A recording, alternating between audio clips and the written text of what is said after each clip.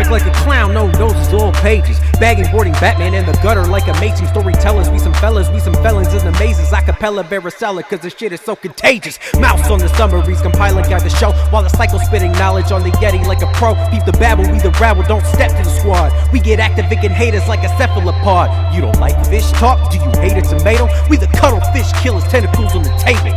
Rate us 5 stars if you cherish your life. Bucky Barnes hit squad spraying lead in your pipe.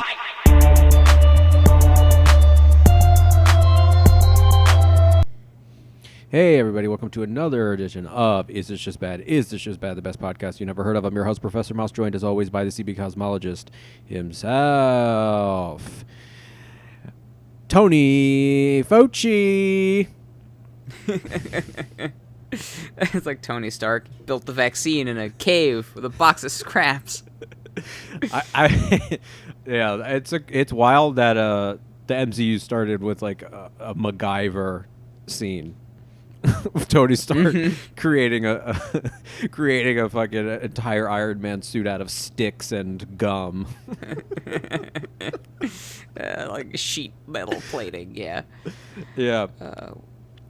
So we've come a long way for sure. Yeah, I mean, we'll be talking about the Falcon and the Winter Soldier. We have a little other stuff to take to task for 45 minutes. No, this is not going to take that long. Probably, but it is no promises. It's V-Day, Vaccine Day. Yes, dude. I am. Let's see. When you are listening to the, well, it doesn't matter when you're listening to this. It matters when we recorded it. Yeah, true. you can sort of tell. As I got my second shot 2 days ago, and I'm just about on the other side of the symptoms. I swear, I felt within an hour of getting the shot, I felt myself getting dumber. Yep. Yes, sir. Yeah, I was trying to teach, and like I was trying to direct somebody to do something while they were screen sharing. Like, your left, no, your other left, no, wait, that's not right. And just felt myself starting to be unable to throw sentences together, and yeah, so I basically sort of dragged myself through the day of when I got my shot, because I got it in the morning and went back to work, and then overnight. It's fascinating getting this because I obviously have not had COVID, but I am, just based on the side effects of the vaccine, so grateful for the vaccine, because it was like getting a little miniature COVID, it's like sampler platter. I had every single symptom I've ever heard about. It was wild, like horrible joint pain, shivers and chills and hot sweats and fever and, total loopiness. So I took 2 days off, and I'm pretty much fine now. But yeah, now it just feels like my arm got hit by a car, and everything else is fine. Yeah, any like intensified version of my experience after the second vaccine would have been a hell on earth type of situation. Yeah, that's exactly what I was thinking. Is like I am experiencing this for like 16 hours, and I want to die. Like, I can't imagine having this, actually getting the virus, and getting, dealing with it through a course of an actual version of the sickness, even if it didn't kill you. So, yeah, vaccines are great. Totally for them. Totally stoked that they exist. Very excited about being able to go out. I went again. I got mine at a convention center where I have in the past gone to conventions, and am very excited about going back for a real convention. If might be safe by August, we'll see. Assuming everybody else gets their acts together and gets vaccinated, and there's no new variants, then we should be okay. It's exciting to see the other end of this. But wow, yeah, the experience of getting the shot this week was a cautionary tale in why these things are so important. Because if that's your immune system's response to the dead virus floating around in your system, then getting it in reality would be real bad. Yeah, 100%.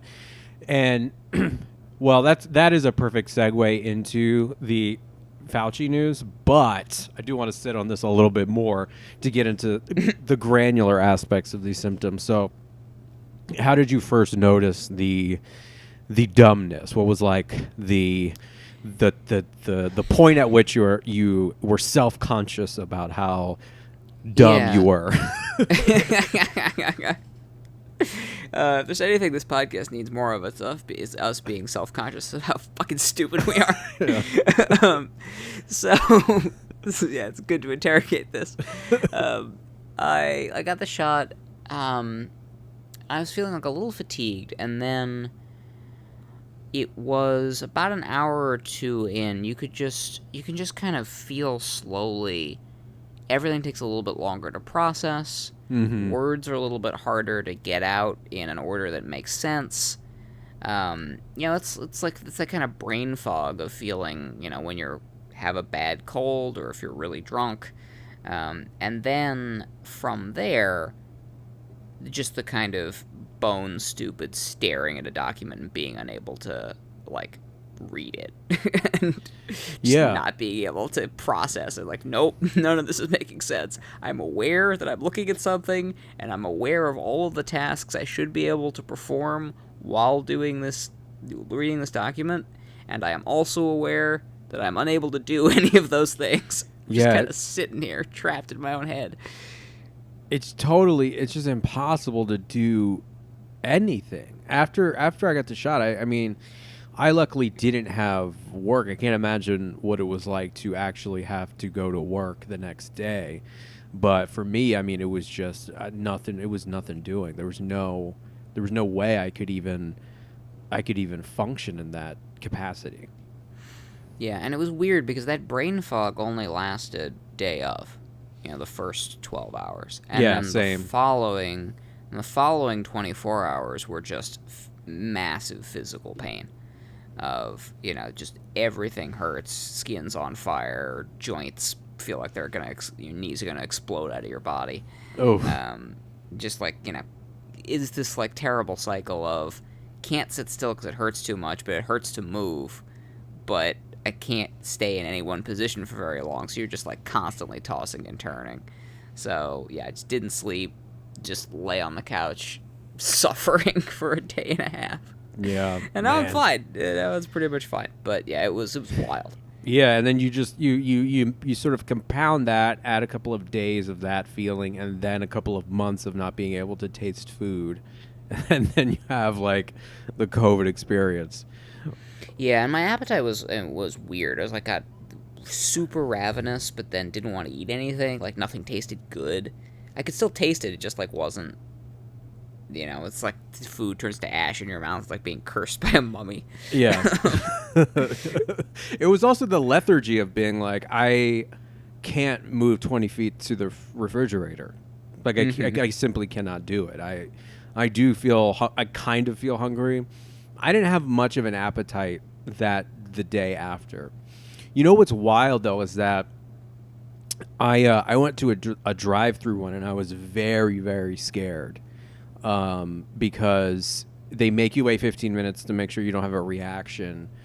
Oh, I was so confused. Wait a second. You went to get burgers at a drive-thru after your shot? It was a drive-through shot place. Okay. Yeah, so you drove your car up and they gave you the shot, and then they put you in the parking lot and watched you for 15 minutes. But then I had to drive home, and it was about 45 minutes away from my house.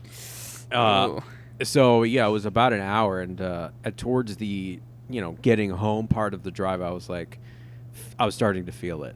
I was starting to feel something, but I think that I just had enough adrenaline and enough anxiety to ward it off for long enough to get back home, and then it just started to come crashing in. The dumbness.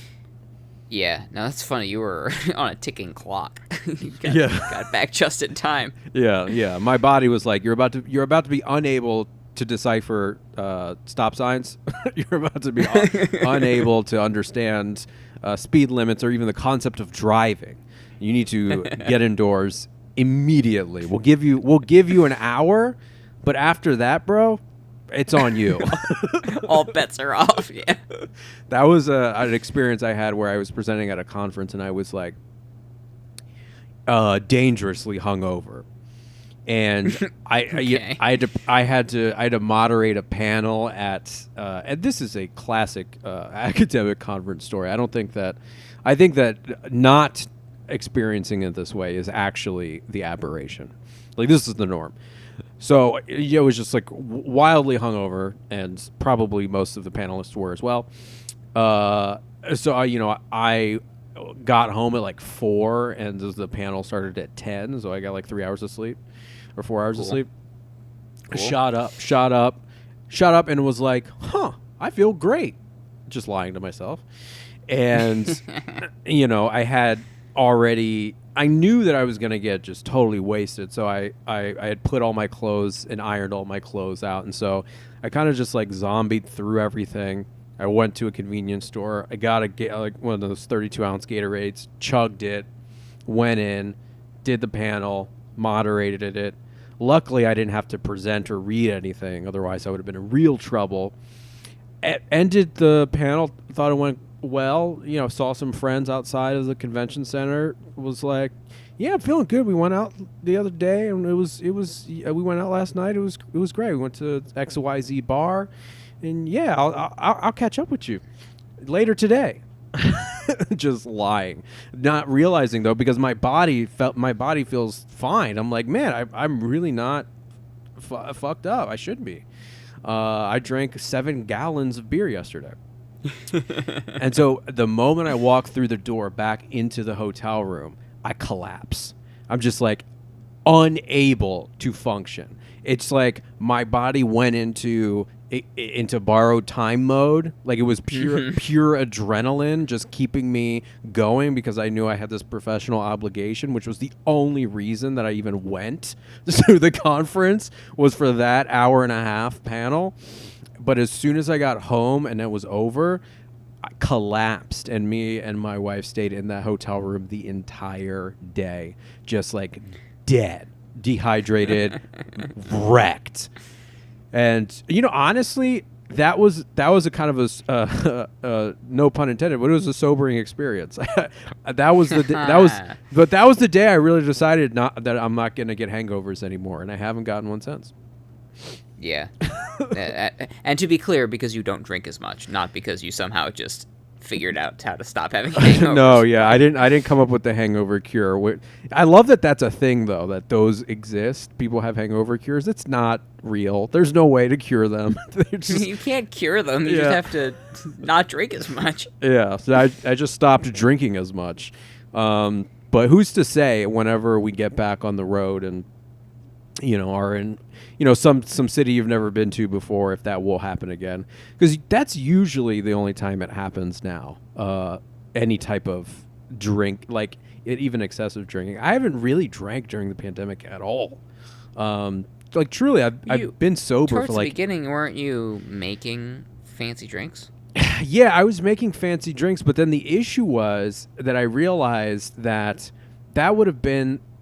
It would have been so fun to make that for other people. There was something about making the fancy drink and then drinking it that was just somewhat less satisfying than, for instance, if I had all my friends over. I'm like, I'm making Mai Tais. Like that. That sounds great. Sounds sweet. And then we share them. Yeah, there's something. It's weird because it's like a sine curve of like really, really high of like how cool it is to make it for a group of people, and really, really low of how depressing it is to make it for yourself. Well, that's the thing that I would do, is that I would so I started making a bunch of different cocktails. And then when I started revisiting cocktails that I'd made already, I didn't want them as much. So there's like the thing of, I've never made this cocktail before, so it's I want to do this. So that I can... The novelty and the experimentation, yeah. Exactly. It's like chemistry or whatever. And then you get to drink it afterwards, which is cool. But then after I started like running out of recipes, or realizing that there are sort of base level concoctions and base level types of mixtures that are, and then every cocktail is just kind of a variation of that. Then you realize that there's still a lot of fun and creativity to be had, but you kind of master the basics of bartending, and unless I'm going to do like fire tiki drinks, which I have no interest in doing. There's no room for growth anymore. So that's why when we get together during when we're all immunized, then, I'll probably bust out the limes and the fucking simple syrup and the egg whites and the shaker and then make some drinks. But yeah, it just got like kind of boring drinking. I haven't had a drink in like 8 months. Yeah.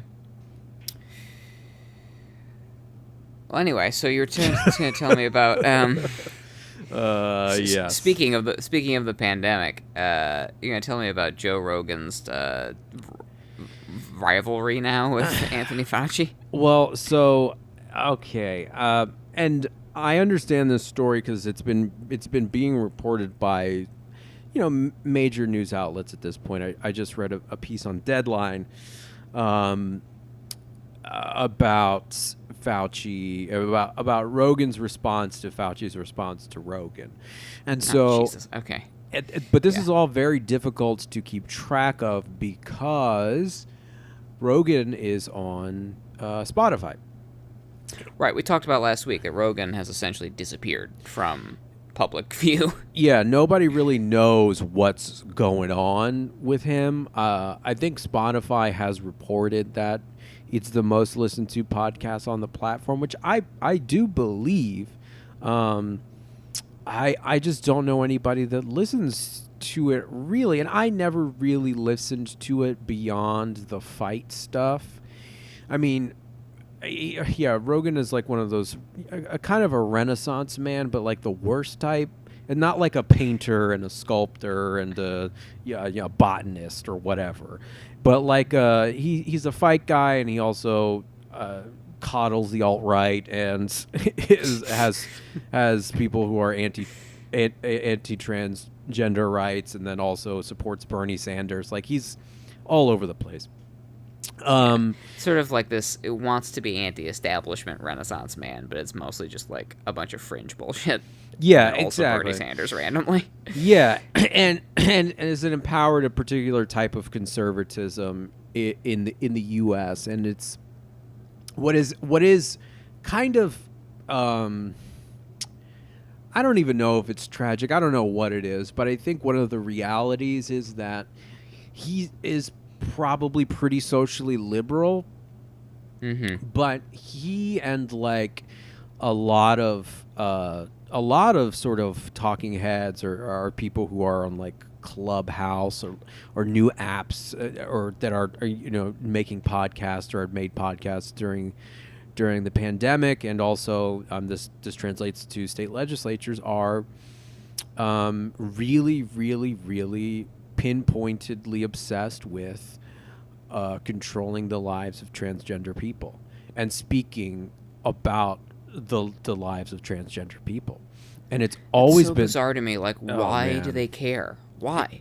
It is such a, and we've talked about this before, how conservatism doesn't make any sense because it's so rooted in this like classical liberalism of self-determination and all of this stuff, and their whole thing when they simplify the issue to an inane level is like, well, you can't just choose what you want to be.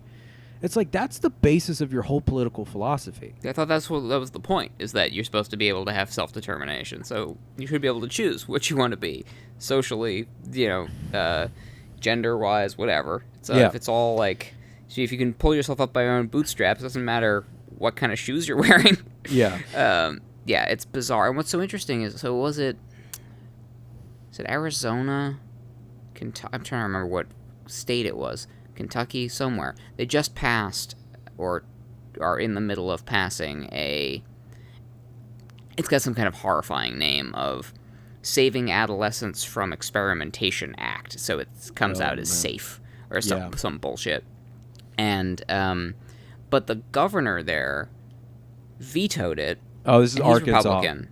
Arkansas, thank you. The governor there vetoed it, but vetoed it on the lines of, it's a governmental overreach into people's personal lives, which is the most, like, wishy-washy, weak-kneed Republican way to do something. Of, like, well, I still theoretically could hate these people and be a massive bigot, but I'm a small government bigot. Like, all right, whatever, dude. Yeah, yeah. It is confounding on every level, and So to your point, so it's so weird, so much weirder that like you sort of expect that, well, at least there'll be small government bigots, and so even though they want to deny these people, other people's right to exist, they will not enforce that at like a law level, because that would go against their hatred of the government. And yet, because conservatism doesn't have a logical backbone that's a real thing, they will flip back and forth between using government as a hammer to destroy people's lives and pulling apart social services to destroy people's lives, because the only logical through line is the desire to destroy other people's lives. yeah, I mean, it is truly it's confounding, and Rogan has been a mouthpiece, and he's platformed a lot of people to that speak on this issue in a really fucked up way. Gross. Yeah, and I only knew about this very obliquely. I stopped listening to his show and stuff like that. And again, anytime I ever listen to him, it's like, oh, he has GSP on the show. I want to know what the fuck GSP is up to. Like, are you fighting? That's all I cared about when it came. Yeah, and like I listened to a couple episodes where it was like, oh, Cornel West is on his show. That Right. ought to be interesting. And then they talk about like Richard Pryor the whole time. Like, yeah, that was cool. That's Right. fine. Yeah. Yeah. I mean, yeah, and yeah, he's given platforms, and people do take him seriously, and he has massive influence. And so the issue that happened recently, and a lot of different websites have been dealing with this in various ways: Patreon, YouTube, Twitter, with vaccination stuff and the spread of misinformation about vaccines. And okay. so what happened was Rogan was talking to some comedian, and this is the fact that he's talking to a comedian is also important, and this is actually one of Jon Stewart's original type of like he kind of created this defense, which I think is kind of a cop-out, where Stewart was on, and he was, he's liberal to left, was on Comedy Central, and he would always sort of dodge criticism about the influence of his platform by saying, I'm a comedian. My show... Yeah, that's such bullshit. Right, yeah. My show comes on after Crank Yankers, etc. Like, why are people taking me seriously? And he would always criticize the news media and being like, you're the news media. People take you seriously. Which is like, well, what's bizarre about your critique is that you are critiquing the fact that news media is entertainment, but people take it seriously. You're also entertainment, and people take you seriously. The level of seriousness is the same on both sides of this issue. Yes, and that's what's so odd, is that in using his platform as a comedian to delegitimize corporate media correctly as a mouthpiece for special interests, he then ended up like bringing them down to his own level, but also raising himself up. And like, I got, all through high school, watched The Daily Show and got all of my news through The Daily Show, and that was as useful, if not more relevant, than watching, MSNBC or whatever. Yeah, and I think Stewart, I think that it kind of worked with Stewart because he did have a standard of credibility. They did have a standard of quality on that show that I think was really founded in research. And the most evident example of that is that standard of research that he established on The Daily Show has been replicated in Trevor Noah's Daily Show, but then has been juiced to the gills on John Oliver's show, which is like fucking researched every episode like a dissertation. I'm trying to remember what this man's name is.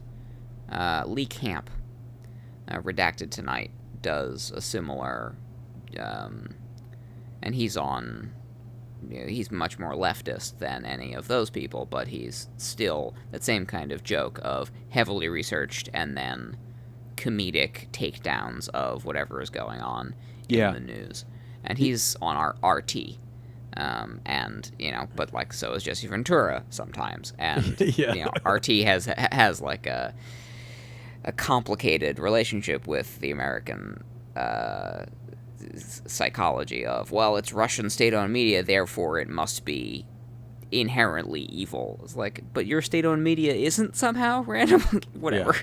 I got but yeah, right. But it's an interesting. But that even, I think, proves your point even more, which is all of these things in the sort of edutainment or newstainment, which is, of course, exactly the way Fox built its own reputation, and the same way somebody like a Tucker Carlson tries to avoid getting, beat, tarred, and feathered in the streets of, well, no one should take me seriously, I'm just an entertainment personality. Like, but you're cosplaying as a news personality. Yeah, it all gets into an existential, just a zone of, like, what is anything. Because you're right, I also watched Jon Stewart, and I also considered it to be consuming both entertainment and news.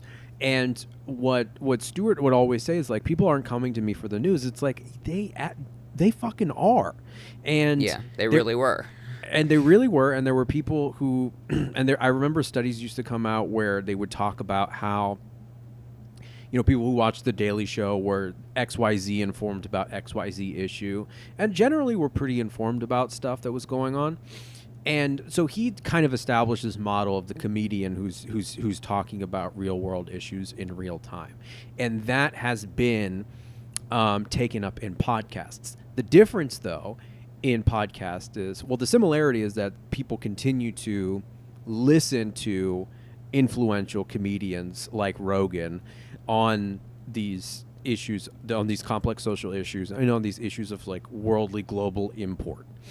And but the difference is that he doesn't have a writing staff. He doesn't have people curating this. He has one guy who pulls shit up on the internet and rarely is fact checked. So what Rogan says to his massive audience generally carries a lot of favor. And so what he said was that if you're 21 years old, young, healthy, and fit, you don't need to take the vaccine. And and he got that idea where exactly? He got that idea because of what he said was that people who are 21 years old and who are fit don't face that high of mortality, et cetera, et cetera, et cetera. Basically, all of the kinds of talking points that have subsequently been disproven. Healthy people in their 20s have passed away because they got COVID-19. Yeah, this was data. This was what we thought, like 2 or 3 months into the pandemic, and then all of those people started to die. Yes. And then we were like, oh, that's not right. Yeah, I mean, I remember seeing this, yeah, exactly, months ago, where it's like, oh, young people, don't think that you're off the hook here. This is not a fucking joke. Like, this is effective. There are people who are coming in here who have, healthy immune systems and all this stuff. But Rogan is all on this kick of, whatever. Their hospitals are reporting people who die of car accidents who had COVID, saying they died of COVID. And it has gone down this conspiracy hole with COVID-19, which is wackadoodle, because he is been the climate change is real, listen to scientists, I'm a fake nutritionist, always talking about health and body and all of this shit. And then when it comes to COVID-19, all of the stuff that the scientists are saying seems to be easily dismissible or somewhat subject to conspiracy.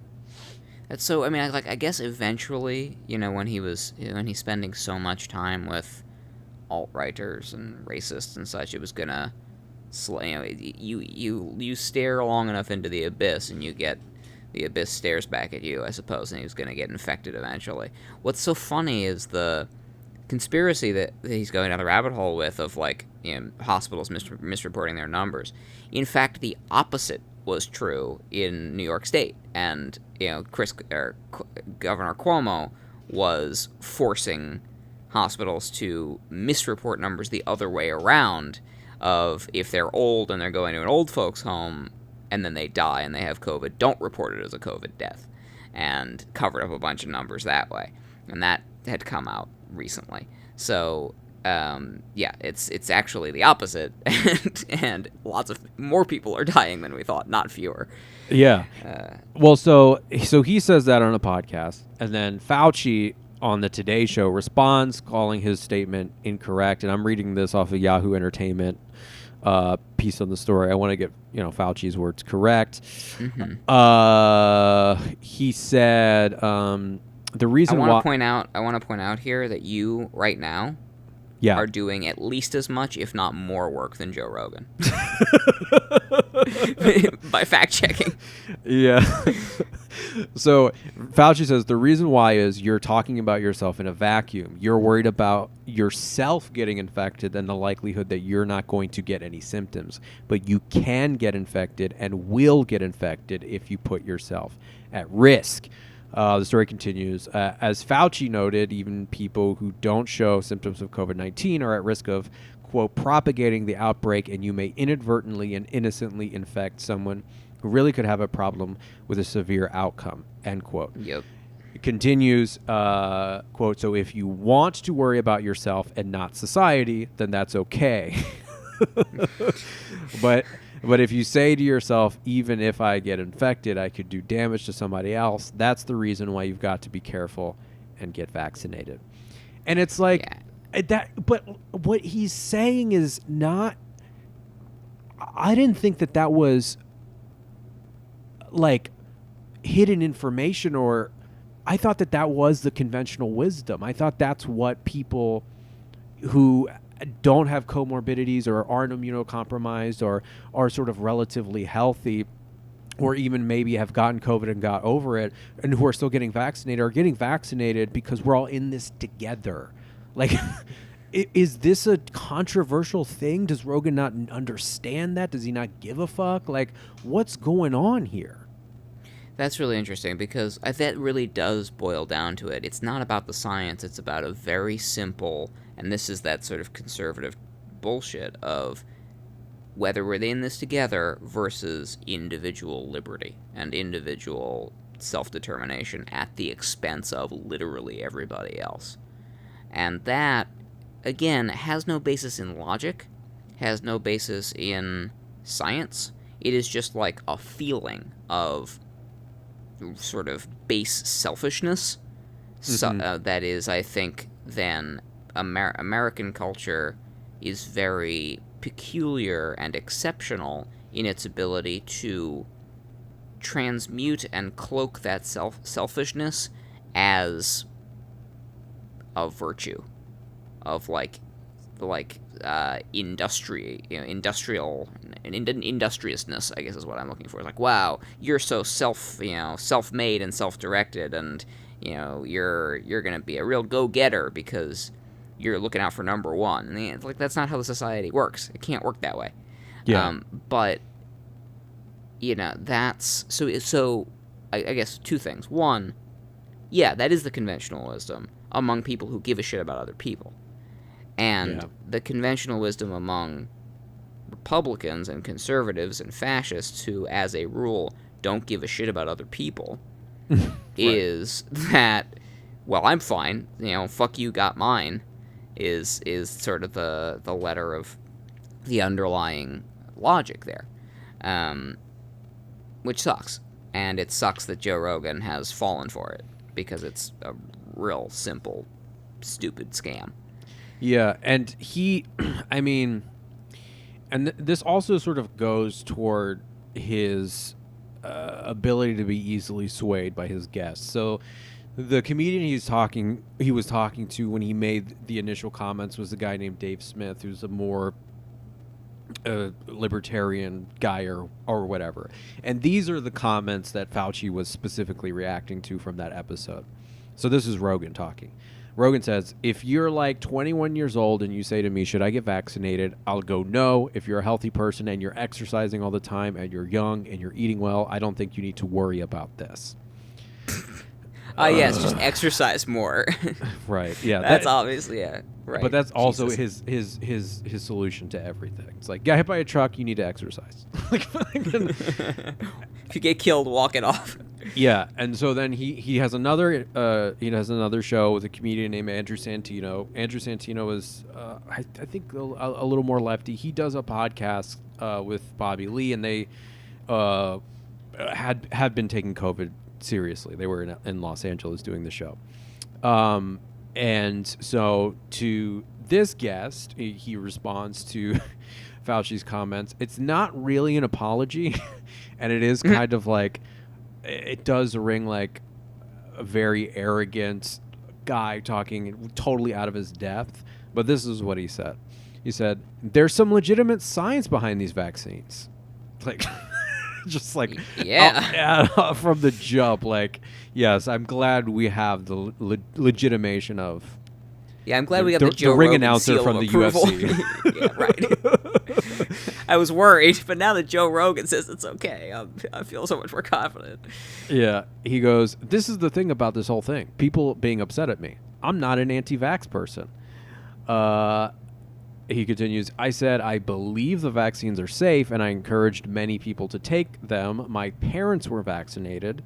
I just said, I don't think that if you're a young, healthy person that you need it. So doubling down there. Right. But this is where he tries to make it into like a semantic argument that he's having with Fauci. He goes, their argument was you need it for other people. That makes more sense, but that's a different argument. That's a different conversation. It's not a different conversation. No, it's the same one. Yeah, right. That's exactly right. It's like, no, that's the same conversation. And that actually is really fascinating because those semantics, that drives at the heart of what we were just talking about. That drives at the heart of what do you think is important in life? Yeah. Like taking care of other people and like the greater good, or your own comfort and convenience. And to say that like, well, no, it's fine for you, whatever. But, it's a different conversation if we have to, like, consider the lives and welfare of other people. Jeez, right. Wow. It's like, no, it should just be a given. Yeah, all the time. It's not semantics, it's ideology. It's 100%, it's ideology. And, I mean, I think that this kind of transitions us into a conversation about the Falcon and the Winter Soldier. I think it actually does. I think it absolutely does. Joe Rogan... I mean, GSP's already in Falcon and Winter Soldier, so the connection's right there. But this conversation about ideology is exactly what this whole show is trying to interrogate. Yeah. To the extent that Disney is able to do that. GSP, let's get into it. GSP running in. We'll get to it. I was gonna go into my GSP impression, but we're not even at that point yet. Look impressed.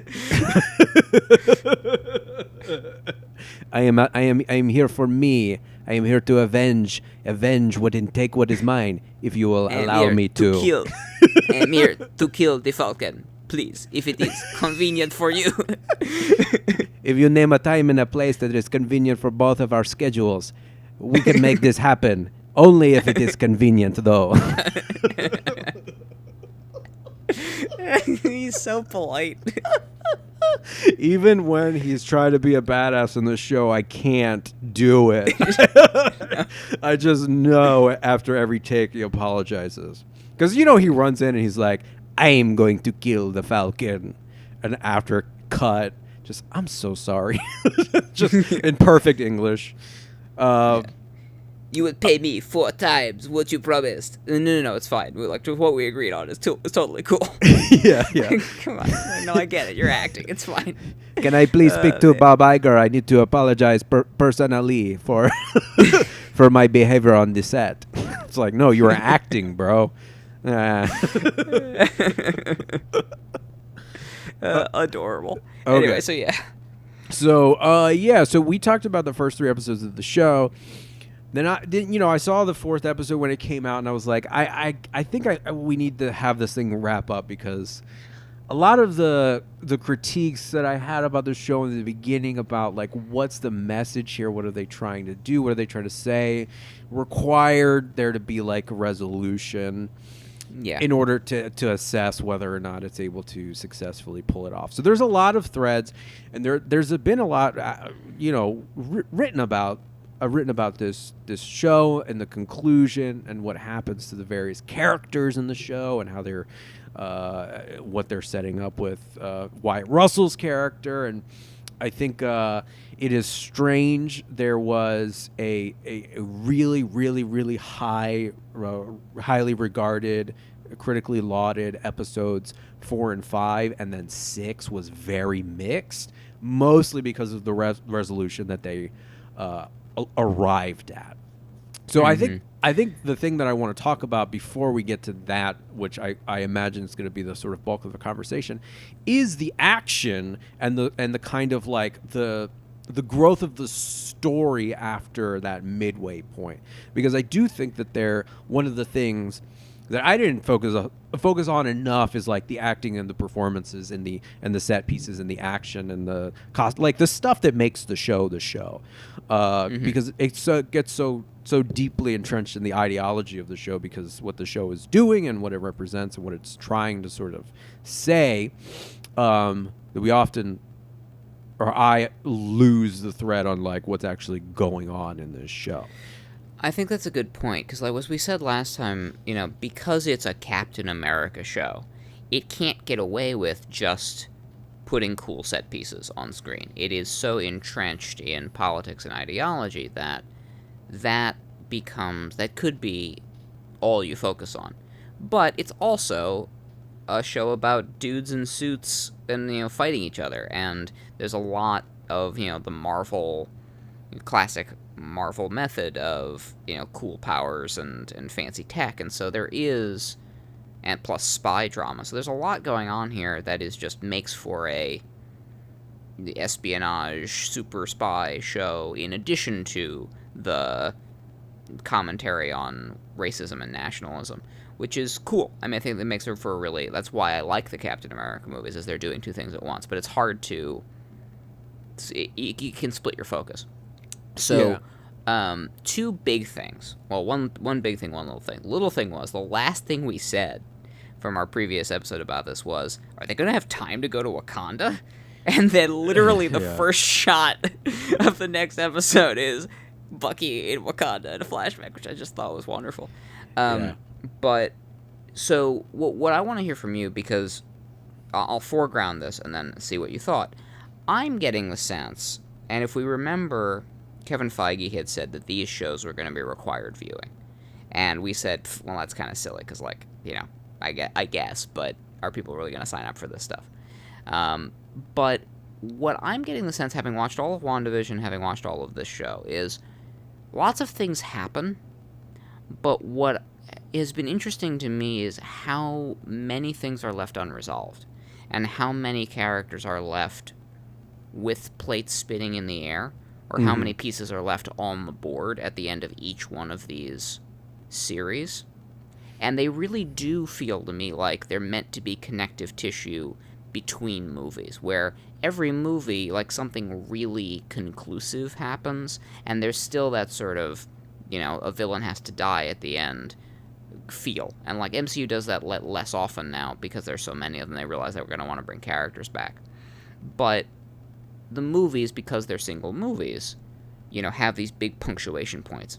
And the series could have that, but it does feel like there's a determined, conscious effort not to have big punctuation points, to leave these to be sort of meditations on characters in between the big punctuation points. Are you getting that same feeling after watching this whole thing?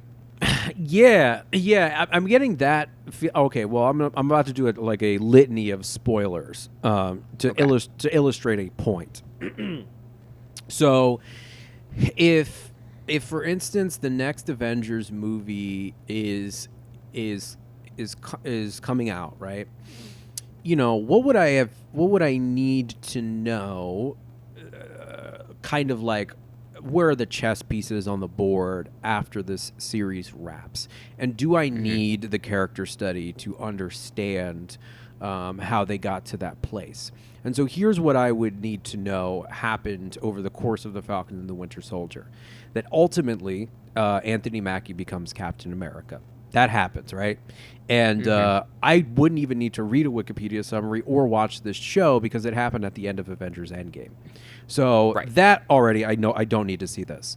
Sebastian Stan is still sulking, and he has an arm, and he's still traumatized. Like, yeah, he's like less traumatized. He's a little less traumatized, but he's still working on it, and so his character grew. But did he change in a massive kind of way? Did he undergo a change like Steve Rogers, getting old before his very eyes and sort of altering and shifting his entire world perspective? Not really. No, he just went through some therapy and got a little better. Yeah. I would need to know that Sharon Carter is this new character called the Power Broker, who has now infiltrated the U.S. government and is selling weapons. That I just told you. So, one paragraph in Wikipedia. I would likely need to know that there is a new character named U.S. Agent who is being played by Wyatt Russell, who was John Walker. He was Captain America for a time. He did some bad stuff. And he got a publicist played by Elaine from Seinfeld and became U.S. Agent. And that's about it. So I don't think that you need to watch these shows because exactly how you're saying that there are these kind of meditative character exercises. And the actual kind of the things that change within the world of Marvel that might actually crop up in an Avengers movie are all footnotable. You could easily tell me, the next time an Avengers movie comes out, and I haven't seen WandaVision, what are the things that end up happening over the course of WandaVision that are really important? You can easily tell me that. WandaVision even less so. It's because she just spends 6 weeks locked in a bubble of her own creation. She now has the Darkhold, a mystical book. And Vision is back. Great. But it's gone somewhere. And that's it. That's pretty much it. Yeah. Great. And but that's not a knock on these shows. I just don't No, and think that's actually well, that's a really good point, because our knocks on to be clear, our knocks on the Avengers movies is that there's no character development in those. We're it's just big, beat 'em ups and they're big world massively shifting events, but I don't learn about what motivates these people. And now that I've seen these people for so long, I'm actually generally more interested in them than I am in whatever villain of the week they're trying to stop from destroying the Earth. And so for me, I think that these Disney Plus shows are great because you do get that character meditation. But I think Disney is still, and Marvel is still trying to find their footing with how they want to do these. It's almost like this be careful what you wish for. It's you wanted character study, here you go. It's a lot of character study, but we are also still struggling with how do we move plots forward, or do we even want to? And I don't think that that's a failure of the writing. I think it's just a culture shift. It's almost like having whiplash after watching so many Marvel movies and getting clear, this is the pattern of what happens in these movies. And these TV shows are not like that. And so you keep waiting for, what's the next big thing that's going to happen, and nothing happens. It's just you learn about these people, and they have emotions, and you experience their emotions, and you learn about their trauma, and oh, well, I like shows like that. I really enjoy that. I just wasn't expecting that from this. And so I got to, reset my whole what I'm looking for. And unlike WandaVision, which really was truly episodic because of its form, because each episode was a different, parody of a different kind of sitcom. The other thing about Falcon and the Winter Soldier is this was written as one very long movie. The things that we disliked about it while watching week to week are because it was structured as just a single screenplay for a single film that is stretched over 6 hours instead of 2. Like the way, if you think, after having watched all the episodes, if you think about how we see Isaiah and we see Sarah, Sam's sister, at the beginning, and then we don't see them again for 4 episodes, but then we see them again at the end. If that was seeing them in Act 1 of a movie in the first 30 minutes and seeing them again, an hour later, that would feel fine. And that would be right for like a 3-act structure. So it's structured like a regular movie, but it's really that what Disney ought to do is allow you to watch it all through, like remove all of the credits from between the episodes and just watch it all at once, because I think it reads extremely well as a single product, and we weren't able to see that until it was over. But I do think that it is also structured like a Netflix, old school Netflix Marvel television show, because there are quite literally, like, at the end of one episode, it's like, oh, it's Baron Zemo. At the end of another episode, oh, it's a Wakandan. It's a I mean, they've got those big punches. Yeah, for sure. It's paced out like a TV show. It's kind of hybrid in that way. It takes a while. It is long form drama. It takes a while to kind of get to the point. But yeah, I don't. To be fair, I also binge watch those Netflix shows. Like, yes, they're built like TV shows, sort of, but I would also like sit down with Buffalo Wild Wings and just spend a weekend watching them. Jesus, that's all old school. Did B-Dub survive the pandemic? I did. I just had them again recently. They've got nice. They've got truffalo sauce. That's awesome. It was great. Yeah. What did we binge watch? I don't remember what we watched, but it was a throwback. It was good. That's awesome. Okay, so the show is, so where we left off was Io from the Dora Milaje comes and essentially tells Sebastian Stan, gives Bucky like a timeline of you need to give us Baron Zemo by this point.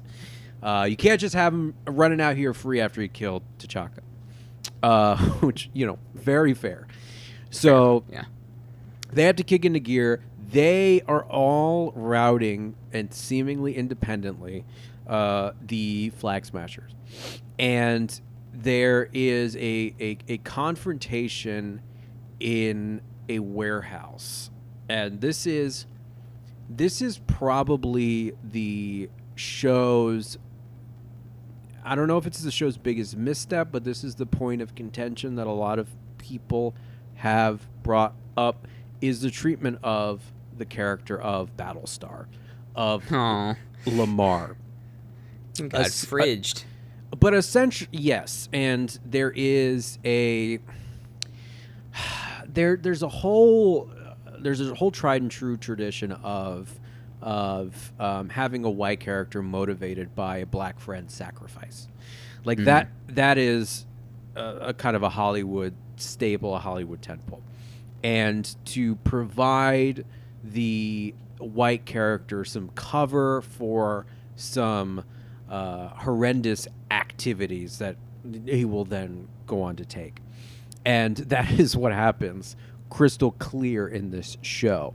And that's probably the John Walker arc is the most confounding facet of this show, where there's this fight that breaks out. You have these super soldiers. You have Carly, Morgenthau, and the Flag Smashers.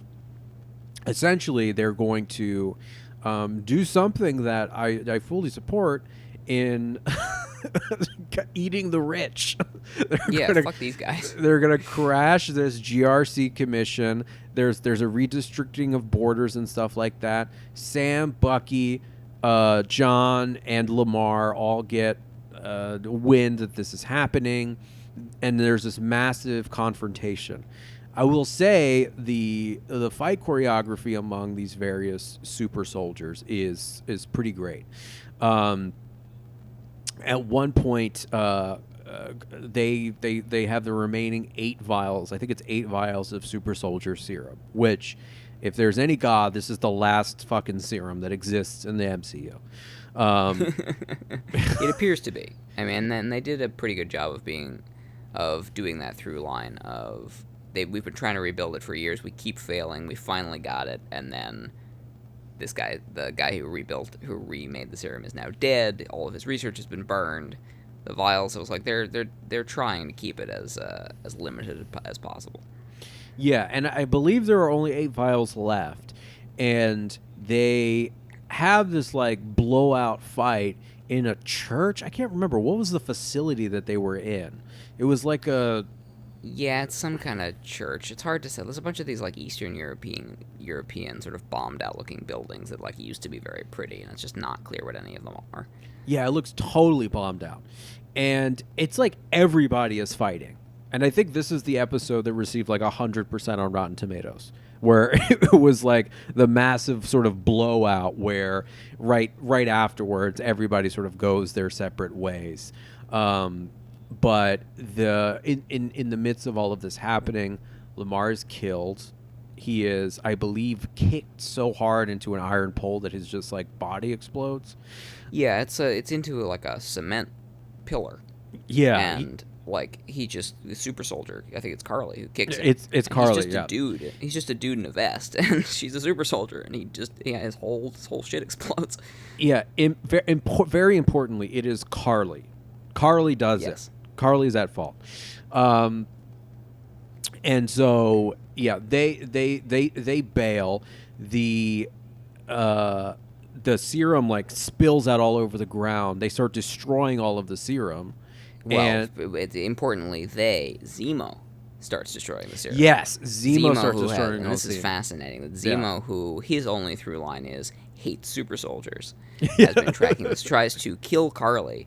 Again, and Zemo's fascinating, where he's just a dude. Right, but no like, powers. He's just like a dude with a gun. Like it's kind of like an out of shape dude. Kind of like out of shape, but like a normal dude. He's like a normal. Yeah, he's not like super enhanced. He doesn't. I mean, he probably knows how to fight, but he was like I doubt it, honestly. Well, no, he was a Sokovian special forces guy. Yeah, that's true. He definitely knew how to fight at least as well as somebody like Sharon Carter. He's not enhanced, but he's nuts and very driven. And so he gets very close to just killing Carly himself, and then crushes almost all of the vials of super soldier serum. Yes, except with the exception of one, which is picked up clandestinely by John Walker, and he puts it in his pocket or whatever. And so one of the things that happens is, I can't remember who he's fighting, but it becomes a meme. Was he fighting Sam? Who was he fighting who whooped his ass? The Dora Milaje. Oh, yes. Yeah, they beat the shit out of him. And that's before he takes the serum. But because he says, what does he say? She wasn't even a super soldier? They weren't even super soldiers. Yeah, that's when the Dora Milaje beat him up. Yep. Yeah, so the Dora Milaje beat the piss out of him. And one of the things I love about this show is that for 90% of it, it's the protagonists getting the shit beat out of them.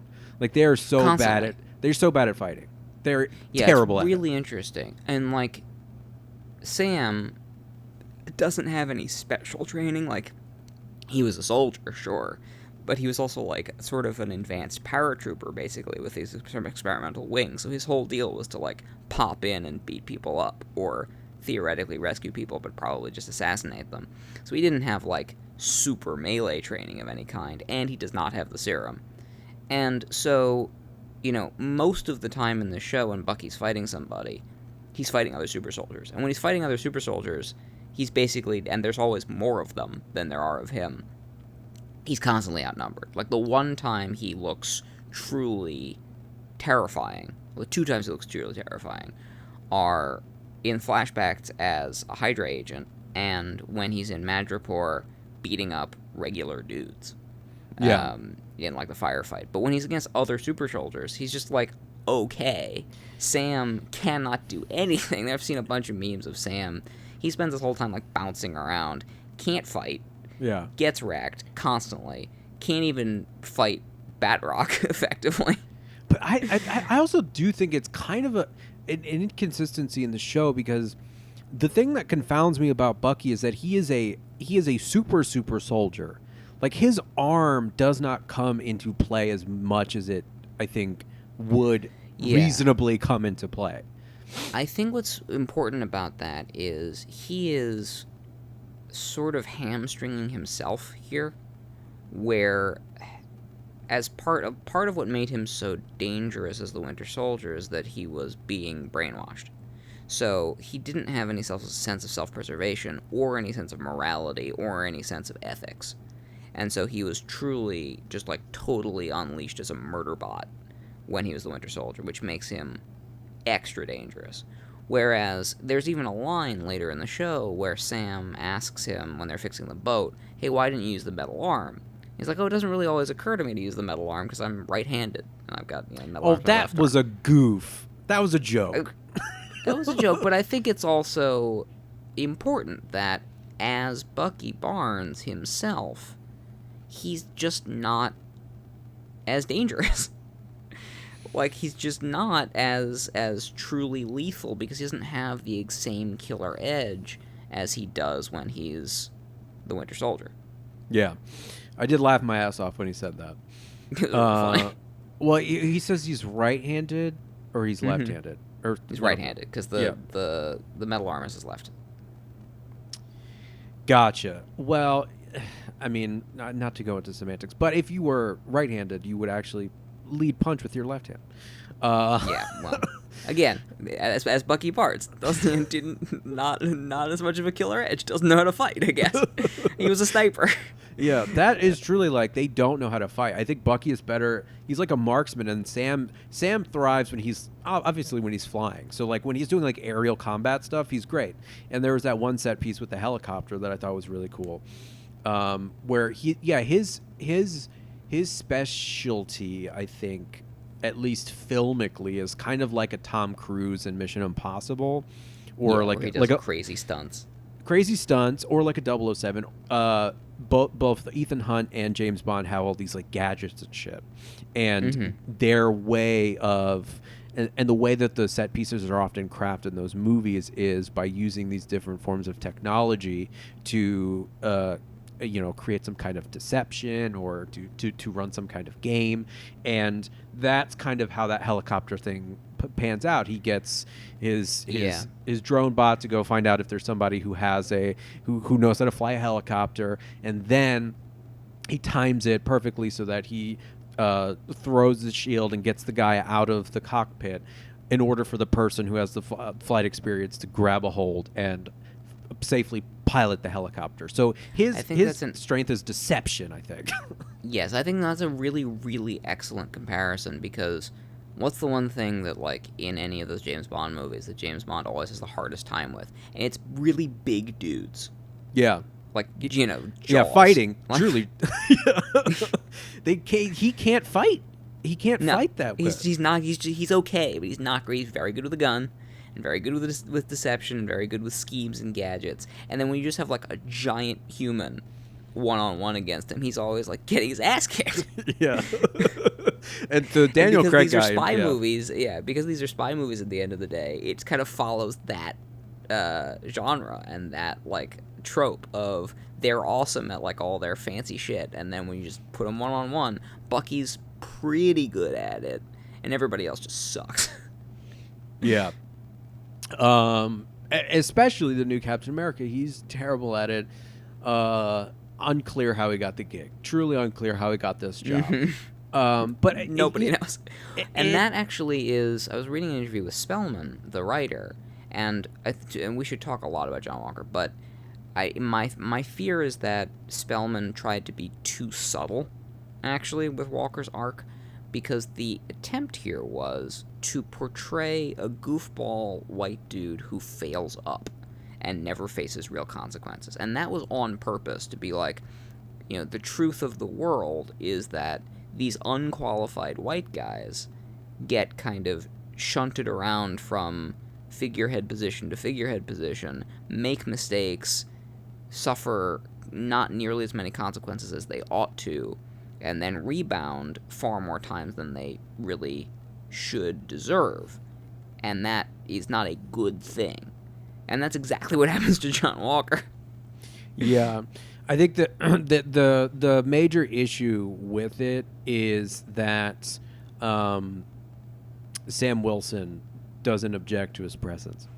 I think Yes. that's the massive misstep that they make in this show is that it is fun. I think that the arc makes sense. Like to have him murder somebody in broad daylight who we as an audience through dramatic irony know was not responsible for what he's being accused for, to have him be kind of slap on the wrist, to have him go vigilante, go AWOL, get this publicist, do all this shit, have his image rehabilitated, be rebranded, Get rebranded.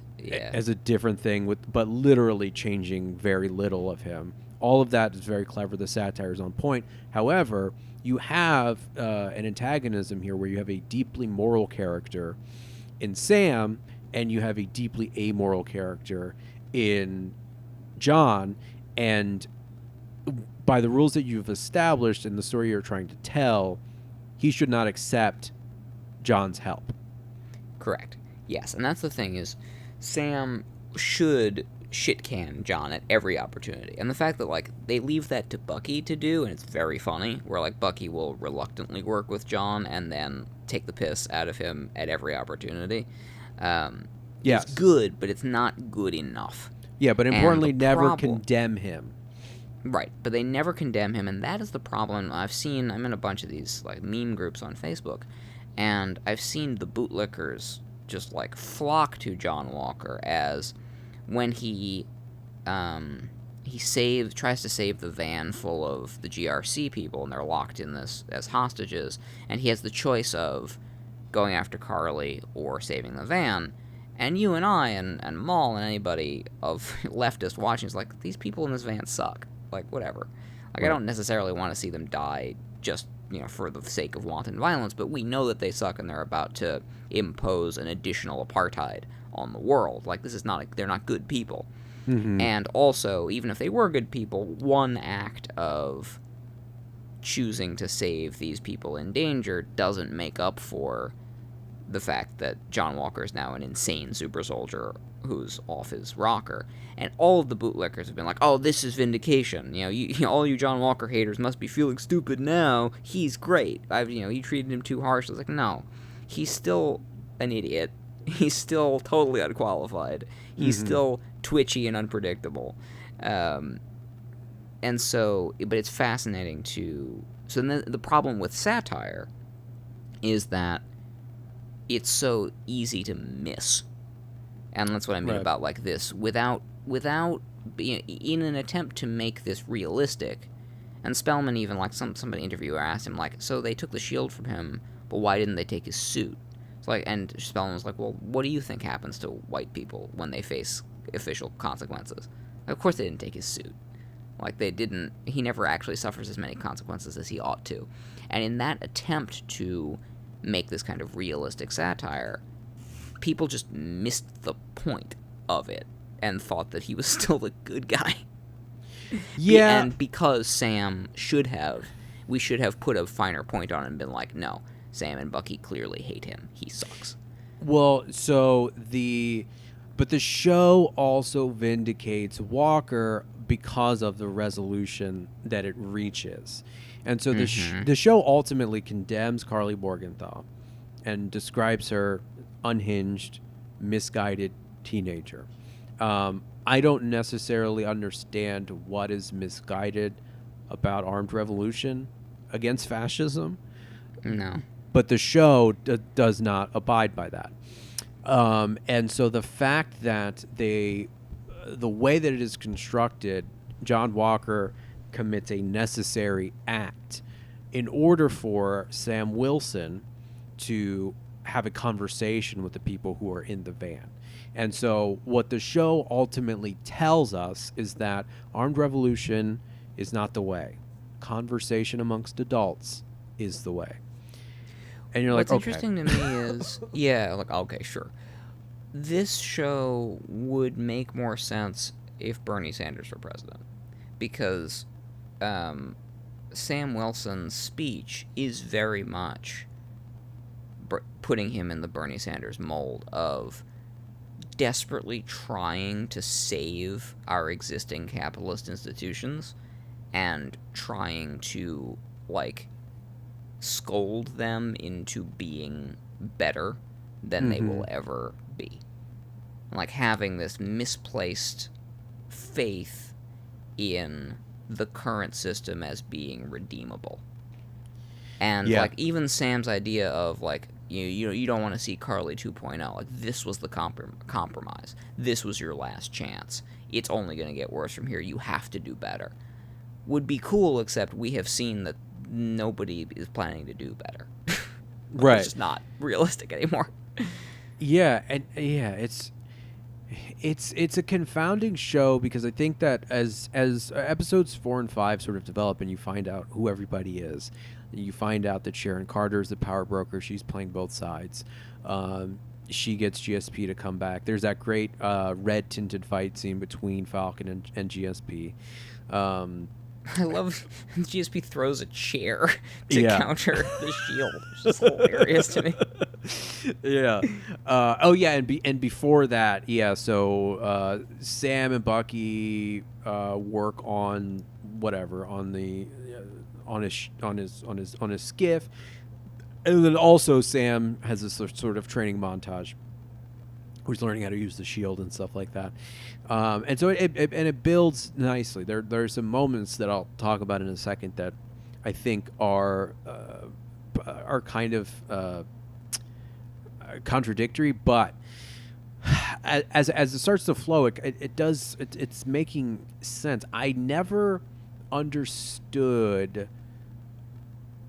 Carly Morgenthau's actions as what Sam summarized them at the end of the show as, if that makes sense.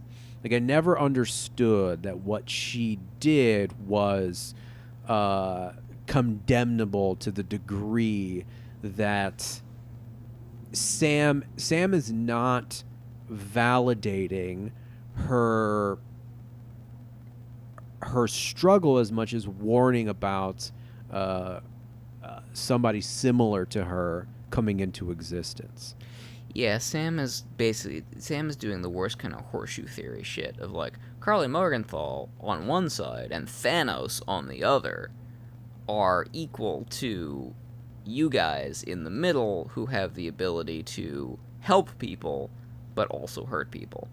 Right. Like, wait a second. These things are not equal. Like, again, it's that same idea of, like, Black Lives Matter and the fucking Klan are not the same, or not equivalent in their aims and in their methods and in their goals.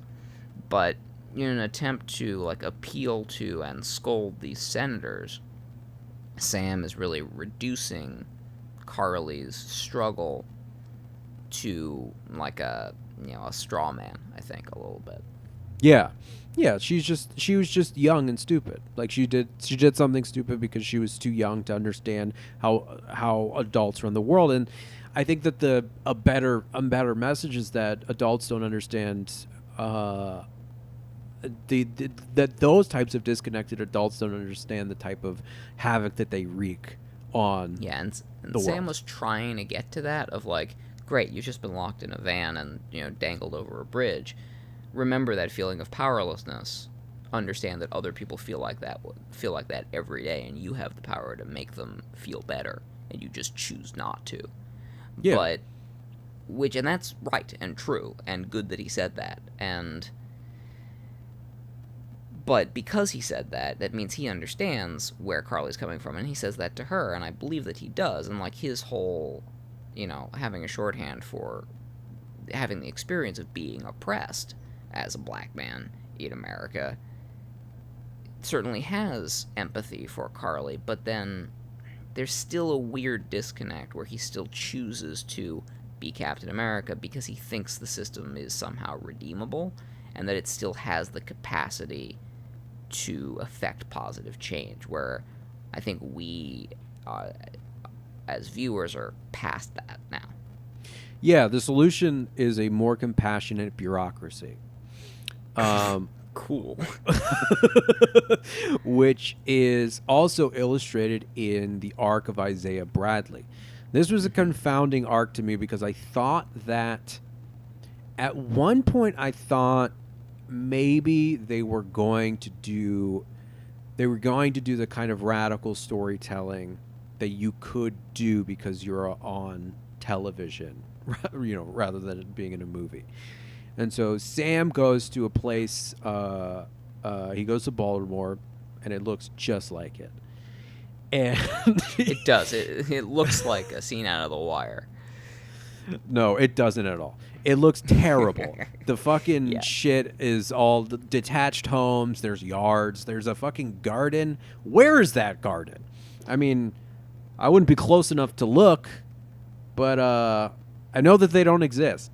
So they go up to Baltimore, and then he has this conversation with Isaiah Bradley. At this point, he's carrying around the shield. He's just gotten it from John Walker, and he's like, "This thing is ruining my life. Like I don't know what to do with it, essentially."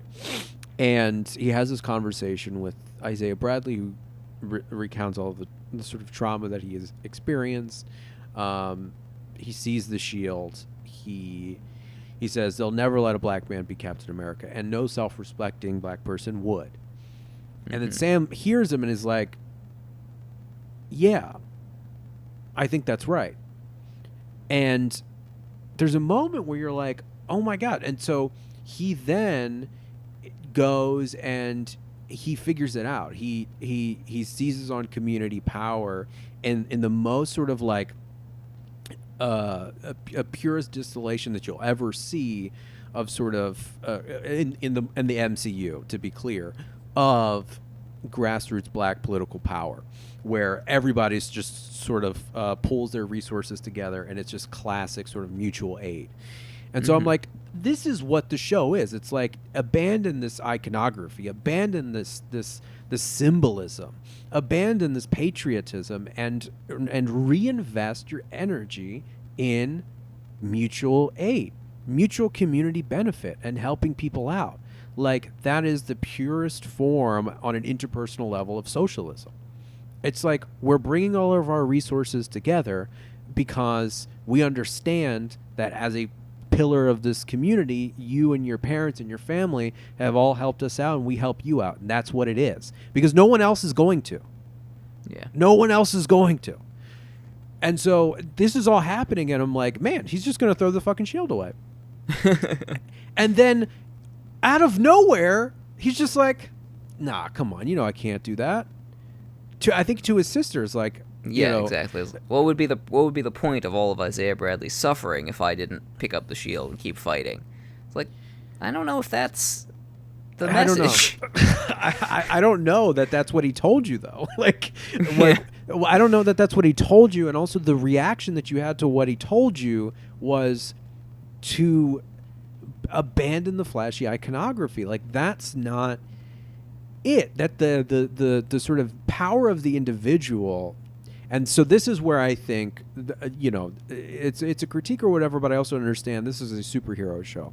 I just don't think, and we've talked about this maybe ad nauseum, maybe it's not even worth bringing up anymore, but the superhero genre is seemingly anathema to espousing any type of collectivism or any type of like radical politic, because it relies so heavily on the figure of the individual. Yeah, well, that's exactly right. Like, it's literally a super-powered individual. So, like, why would you need a community to come together and share resources when one super-powered creature or mutant or person can do it themselves? And, shouldn't we all aspire to be that one super-powered person as opposed to aspiring to be a team? And which is part of the reason we like the Justice League, where it's like, here's this thing that is way too big for any one person. We're forced to come together and share our resources. Mm-hmm. But that's the Bernie Sanders thing of, like, he understands the value of mutual aid. He understands the power of socialism, but he can't divest himself from the iconography of America and still feels like he has to strap on the shield and the flag and fight for the system. Where he gets it. He understands the whole problem and the whole corrupt bullshit. And at the end of the day, is like, nah, it's still probably redeemable. I'll give it a shot. Like, Yeah. why though? Yeah, it's like a double consciousness. It's like, Yeah. it's like living in this world of contradiction. And I think that the most contemptible thing about the show is, I don't think that this on its face is contemptible. The last scene with Isaiah Bradley was touching. It was. Yeah. But there are a few things that I thought, just to pick some nits. It's like in a secluded room in the back. Mm-hmm. He's the first. It should have been in the front of the museum. Yeah. Also, Yeah. Isaiah Bradley just told him that if anyone finds out about his story, he's going to get killed. Yes. And, like, I think they're doing this thing of, like, you know, falsified death records, but I think the assumption in the museum is that he's still dead, like, he's still declared dead. Yeah. But, like, I'm assuming Val or somebody, or Baron Zemo, is going to come murder Isaiah Bradley now, right? Yeah, I mean, I wouldn't be surprised. But here's the most important part: 30 years in prison, and you Yeah. get a statue. Yeah, and all those scars on his body, and he's still got his, you know, tiny little house, and, you know, no reparations, and, you know, Sharon gets her job back, and an official apology from the government, and Isaiah Bradley gets a statue.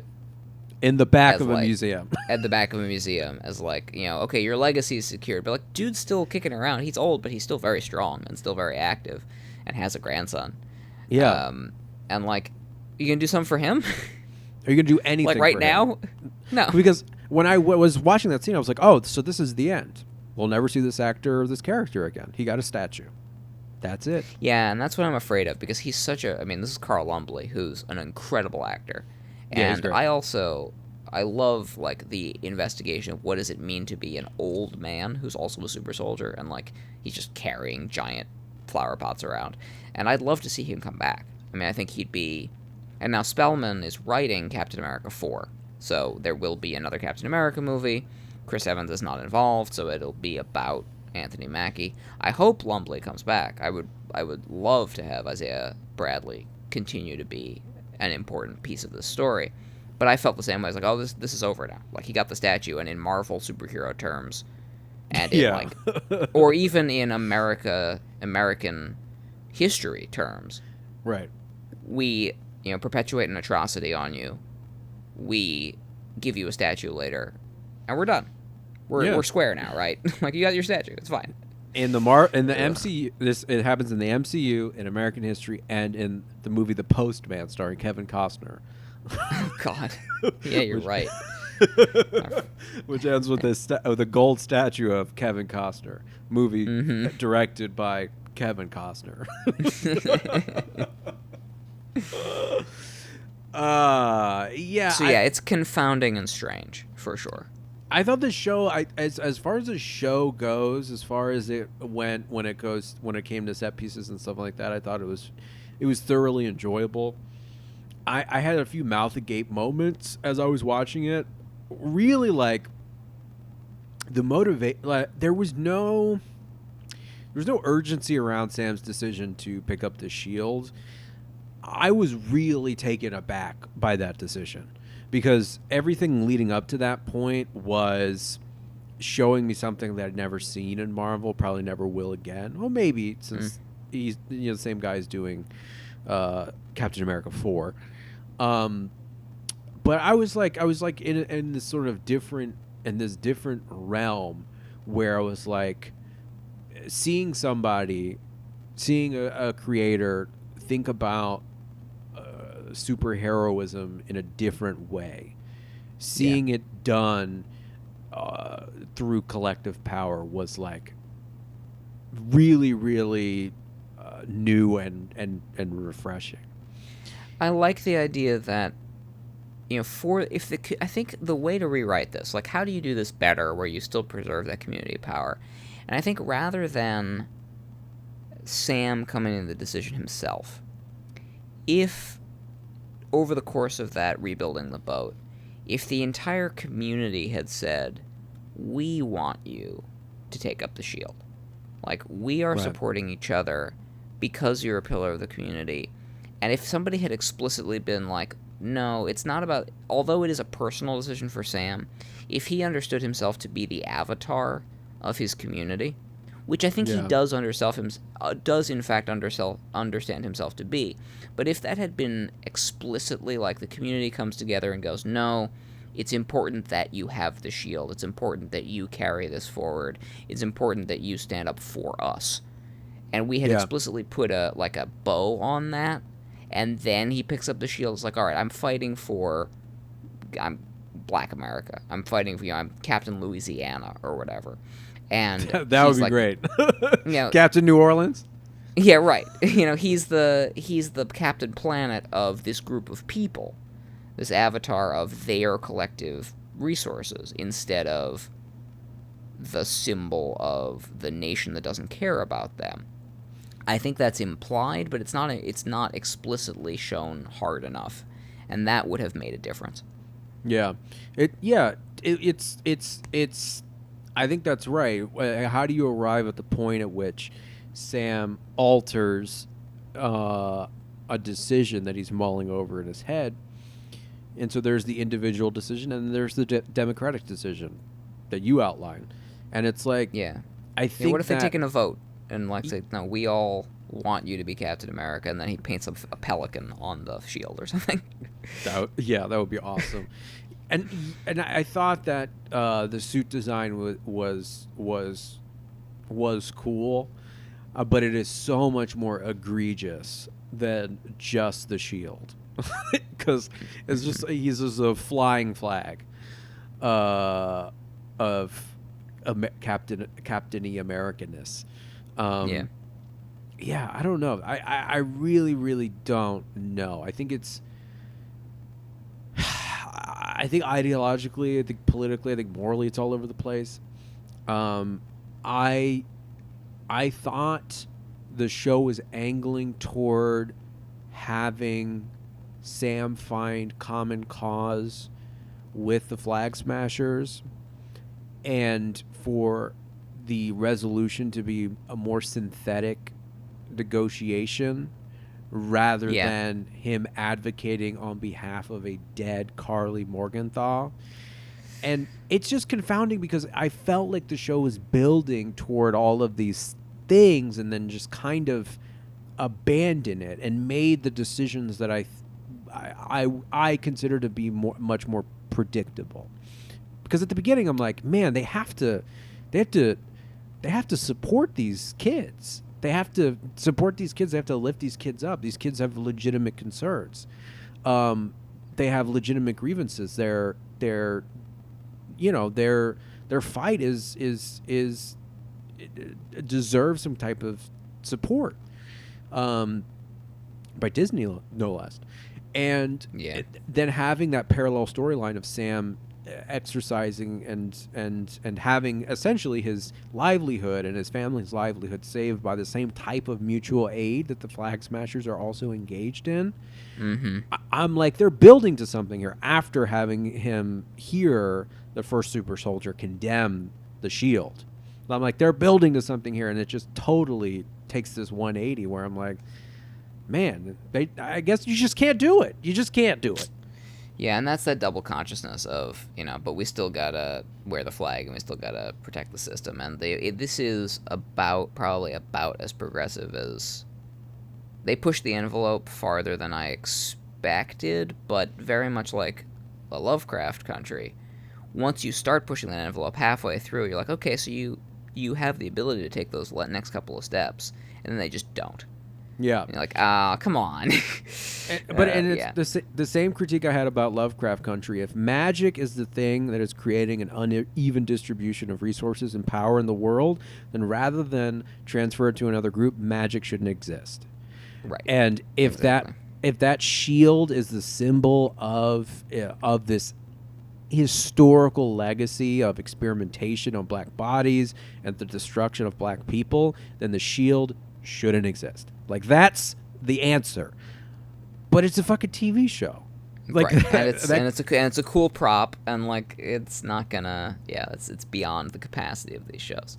So speaking of morality, since I think we've sort of figured out why that's not going to happen. What did you think of Sharon Carter?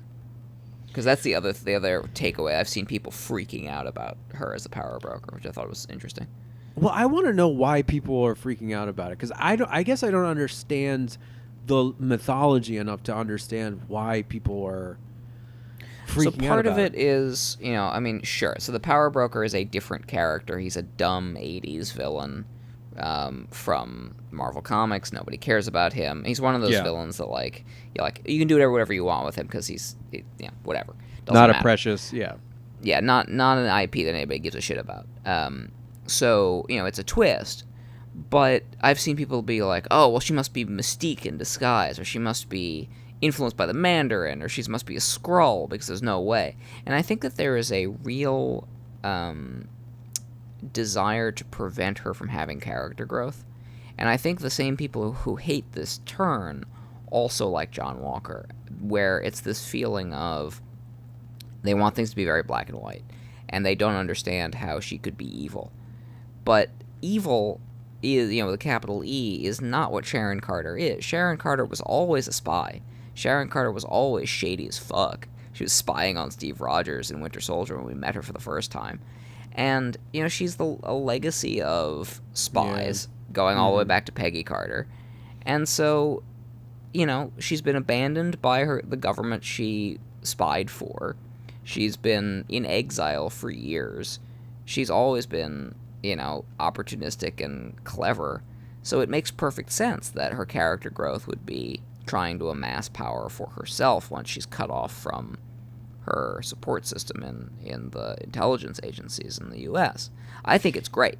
I think it works really, really well. And I love that her pantsuit at the end when she's getting pardoned is this, like, double-breasted thing that looks like something Peggy Carter would wear as, like, this kind of evil or amoral mirror image of if Peggy Carter was the best that the kind of spy apparatus could be, where she was a genuinely good person in a creepy organization, then Sharon Carter is, like, the norm of of as creepy and terrible as those spy organizations tend to be. So it works great for me. I was gonna say my highest aspiration for Sharon Carter is Tyrion Lannister. I want her character, and it kind of is what her character is at this point, is self-preservation by any means necessary. Yep. And so if that means helping Sam and Bucky, I'll do that. If that means helping Baron Zemo, I'll do that. If that means selling arms to shady people, I'll do that. If that means working for the federal government, I'll do that. Like, whatever I need to do to survive is what I'm gonna do. And I find that very fascinating. And I also find it fascinating that it is all in like exceedingly vague what she's doing, because there's some people she could sell weapons to that I wouldn't be that mad for them to have. Right. You know what I mean? Like, there are some people that she could give U.S. government resources to that I wouldn't consider to be a bad transaction. And so that, I think, is left sort of intentionally vague. I mean, that's like that's one of the cliffhangers, is this, like, John Walker into U.S. agent Sharon Carter now working for the federal government while still maintaining her connections in Madripoor. We know that she bankrolled or supported, or she had some instrumental position as part of the Flag Smashers, and so she's really playing this sort of like global political game that we really don't know what the motivation is for quite yet. And would it suck if she was the villain in the second season? I think that would suck. Yes, I do too. She's not villain material. She's a power broker. She's not specifically evil. She's just trying to keep herself afloat and play other people against each other, which is really a really interesting place to be. Yeah, that's so interesting. So people think she's Mystique? I saw one of those theories. Most would be like, oh, she must be a Skrull or mind-controlled somehow. And the same people that think she's Mystique are the people who like desperately wanted the X-Men to be part of WandaVision. Like it's just this like constant X-Men boner that's never gonna go away. Right. But no, but I think it's also this like, you know, wanting to keep her as a damsel figure as opposed to giving her real agency. And the thing about any of those theories is that it removes her agency and removes her self-actualization. And I think all of those things are, you know, it's cool that she has power now. She's sweet. Yeah, I thought that it was also really good writing to have it be that one of the characters that we've been seeing periodically throughout the show is the power broker, because had it been a different character entirely, there was just no way to fit it in the constraints of the show. Exactly. That's a very good point. Where like the whole time we were like, we don't have time to introduce another person as the power broker. So the fact that it's not another person is great. Yeah, because we have been seeing the power broker the entire time. Yep. Yeah, but like that would have been too much. Where it's just like, I can't deal with the introduction of a brand new person here. So that was very clever. Yes, for sure. Yeah, I actually think that that's like one of the things I found most most interested in sort of unraveling. Like I want to know what she's up to, and I want to know ultimately what Sam and Bucky are up to. Kind of indifferent on GRC. Don't need that to continue at all. Yeah, whatever. And a little indifferent to U.S. Agent. I guess now we got to talk about that. Like, who gives a shit? That's the thing, is he's such a tool. Like, you know, great. So he's got a new suit, but he's still a cracked out weirdo. You know, he's twitchy and dumb. And, like, the whole point of him as Captain America was that he was the government's tool. He's got no self-awareness and no ability to make good decisions by himself. He's just an attack dog. And so now he's got a new collar, and he's somebody else's attack dog. And right, yeah. I think the idea is that Val may have been scheduled to appear in the Black Widow movie. I would not be surprised if she's in that, and because that was supposed to come out first. And so I would expect that she's going to start putting together a new team, like a Amanda Waller style, you know, Task Force X kind of team of a shitty wet team. Works. Yeah, like a shitty team. A shitty team of expendable people, exactly. And it will probably involve U.S. Agent and maybe Baron Zemo and maybe one of Natasha's, you know, Black Widow sisters, and or Taskmaster, potentially. You know, somebody out of the Black Widow movie, all of whom are basically shitty characters. Oh, this is great. Who else shitty from Marvel could they put on this team? Hawkeye. Oh yeah, he's still around. Mm-hmm. Yeah, any of those people. So she's definitely gonna like scrape the bottom of the barrel for these, you know, directionless dumbasses, and all point them in the direction of some kind of threat that they will be basically ill-prepared to handle and probably die in the process of trying to tackle. Yeah, Squirrel Girl. Right, yeah, something like that. Aqualad. I'm trying to think of other shitty Marvel characters. Aqualad's definitely a Aqualad DC is the character. worst one. I thought Aqualad... No, Aqualad is... Oh, I'm tripping. Yeah, no, you're thinking of Namor, who we have yet to see. Oh yeah, But- Namor kind of rules. Yeah, I like Namor a lot. He's kind of a badass. So yeah, that'll be interesting to see them all together. But like, whatever. I don't need like a Thunderbolts show necessarily. Right. But I wouldn't mind them showing up in something to get their asses kicked by like Doctor Strange. I mean, So it's so stupid. The name is so stupid. I get it, but it's so stupid. What? U.S. Agent? Yeah. That is a name that works better written down. Like, that's a name that's very clever to, like, write in fancy letters, in a fancy font for every time it appears in a comic book. And when you say it out loud, you're like, okay, I got the joke, but it's not. It's stupid. Yeah. So I mean, that's that. That's the Falcon and the Winter Soldier. Sweet set pieces. I mean, really, and again, we're sort of stuck on the ideology of it because I think that's important to try to figure out like what it's trying to tell us. But beautiful performances, really good action, and I like this form. I like this long form drama a lot. So I'm glad that they're doing this, and I certainly want them to make more of it. I guess the last thing we'll just kind of say on it is like the next thing is Loki in a couple of weeks, and I am confused as to why anybody thinks this show needs to exist. I am not a big Loki fan. What is interesting to me about it is that it will be time travel based, and we are yet again Marvel is baiting us with bisexuality. I've seen reports of he's gonna be bi and he'll have male and female love interests, and that means that Marvel has broken down and is just trying to finally make Legends of Tomorrow. DC's Legends of Tomorrow, which is the gay time travel show that they do. Right. Except instead of like a fancy, fun ensemble of goofball characters, it's going to be just Loki and Owen Wilson. And whatever. I don't really care about that. But I'll watch it and we'll see. I mean, yeah, I think that's going to be a hard skip for me. That's fair. I'll let you know how it is. I thought he was dead. I don't know. Is he dead? He's not. He's dead. been dead a couple of times. He's a time remnant in Flash terms, because he's the version of Loki who escaped with the Tesseract when they went back in time in Endgame, and to fuck around with the timeline. Yeah, it's very dumb. This is reaching. This is reaching the level of comic books where they tap out.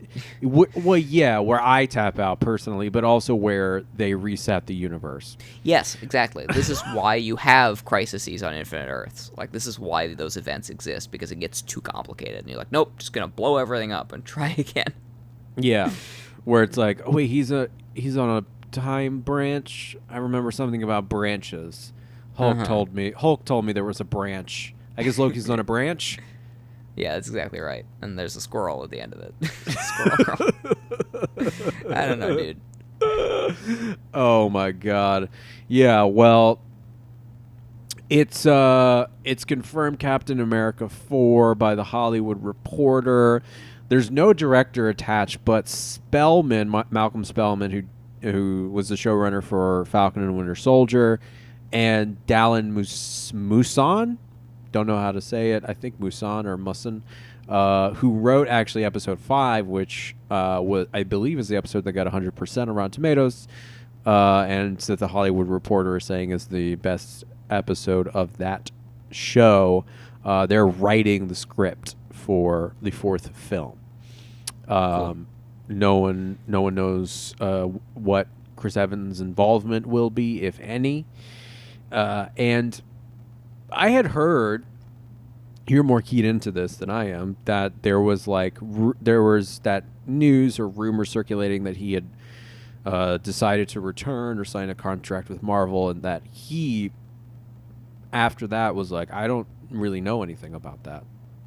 Yeah, that was what came out. Evans was like, news to me, but everybody always lies about that shit anyway.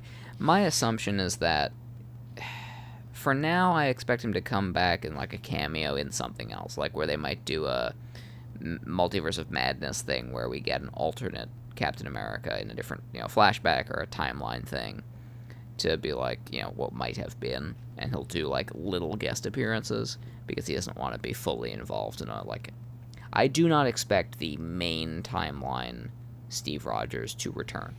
I think we are past that at this point, even to the point where, Sam and Bucky talk about him like he's dead. Right. Which he might not be, but like for all intents and purposes, he's dead. So the one thing I've seen people theorizing about, which would be kind of sweet, is if he's still old, but like there's this running joke of, I thought Captain America was on the moon, as like a conspiracy theory, as a commentary on conspiracy theories throughout the show, which is very funny. But if he is actually working with Nick Fury to build S.W.O.R.D.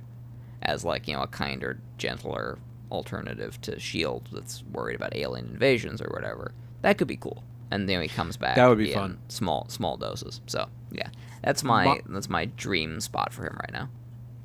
My dream spot for him, and I think what might appeal to somebody like him who has been in the MCU for a really long time, has been carrying that weight on his shoulders, is that I hope that Disney went and pitched him an idea of like, we don't have Captain America and the Falcon and the Winter Soldier title.